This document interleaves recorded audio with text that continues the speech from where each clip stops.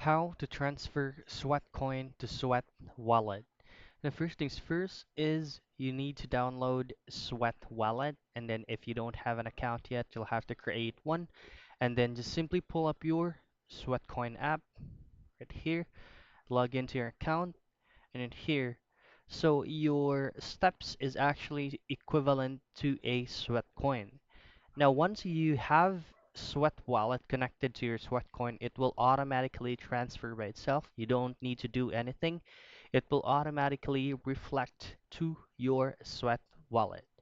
Now, if you click or if you press and then balance right here at the top right corner, all you have to do is to verify your steps.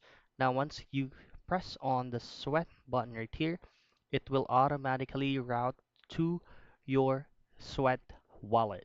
So whatever balance or whatever Sweat coins you have on the Sweatcoin app, that will automatically reflect here. You do not need to do anything. You don't need to press on transfer to transfer those coins because these two apps right here is affiliated and connected.